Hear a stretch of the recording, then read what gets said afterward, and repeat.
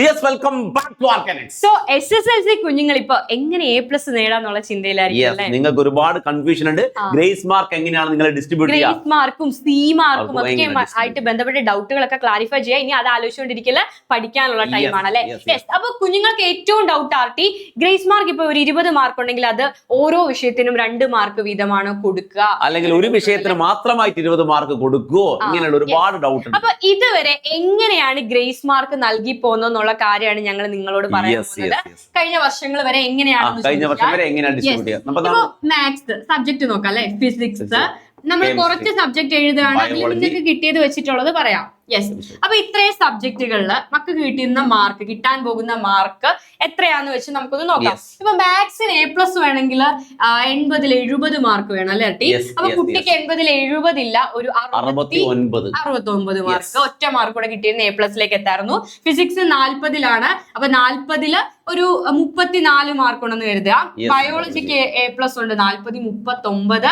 And കെമിസ്ട്രിക്ക് എത്ര വേണം ആർട്ടി? 40-ൽ 35, അതും A+ ആണ്. അപ്പൊ ഇതിൽ നിങ്ങൾക്ക് A+ ഇല്ലാത്ത സബ്ജക്ട് എന്ന് പറയുന്നത് ഫിസിക്സ്, അതേപോലെ മാത്സ്. ബാക്കി എല്ലാ സബ്ജക്റ്റും 35+10 സി മാർക്കും കൂടി വന്നാൽ അതെന്തായി? അതായത് ഇവിടെ 50-ൽ നിങ്ങൾക്ക് മൊത്തം എത്ര മാർക്ക് വേണം?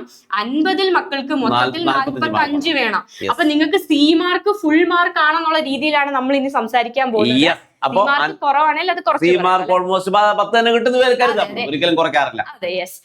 ഇതില് മക്കൾക്ക് A+ ഇല്ലാത്തത് ഒന്ന് ഫിസിക്സ് ആണ്, ഒന്ന് മാത്സ് ആണ്. ബയോളജിക്ക് A+ ഉണ്ട്, കെമിസ്ട്രിക്ക് A+ ഉണ്ട്. സി മാർക്ക് 10 കൂടെ കൂട്ടുമ്പോ നിങ്ങൾക്ക് A+ ആയി. ഇനി നിങ്ങൾക്ക് 10 മാർക്ക് ഗ്രേസ് മാർക്ക് ഉണ്ടെന്ന് കരുതുക. ഓക്കെ, ആദ്യം അവരെന്തായിരിക്കും ചെയ്യുക?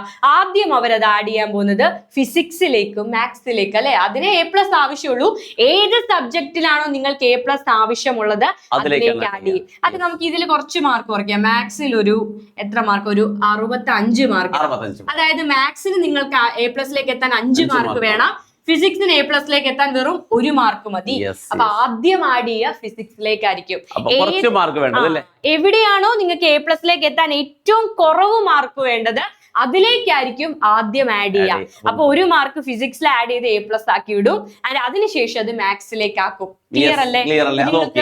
കാര്യം ക്ലിയർ ആണെന്ന് വിശ്വസിക്കുന്നു. ഏറ്റവും കുറവ് മാർക്ക് ഏതിനാണ്? A+ലേക്ക് എത്താനുള്ളത് ഏറ്റവും മാർക്ക് കുറവ്, ദൂരം കുറവ്. സാധാരണ എങ്ങനെ തന്നെയല്ലേ A+ലേക്ക് എത്താനുള്ള ദൂരം കുറവ് ആർക്കാണോ അയാൾക്ക് ആദ്യം കൊടുക്കും, എന്നിട്ട് അയാൾ A+ എത്തും, എന്നിട്ടാണ് കൂടുതൽ പിന്നെ ഡിസ്ട്രിബ്യൂട്ട് ചെയ്യുക. ഇനി ഒരു കുട്ടിക്ക് മാത്സിന് ഒരു 80-ൽ 64 ഫിസിക്സിന് എന്താണ് 35 മാർക്കാണെന്ന് കരുതുക. അപ്പൊ മാത്സിന് ശരിക്കും പറഞ്ഞാൽ നിങ്ങൾക്ക് A+ലേക്ക് എത്താൻ 6 മാർക്ക് വേണം. അപ്പൊ എന്തായിരിക്കും ചെയ്യുക? ആ ഗ്രേസ് മാർക്ക് മൊത്തത്തിൽ എന്ത് ചെയ്യും?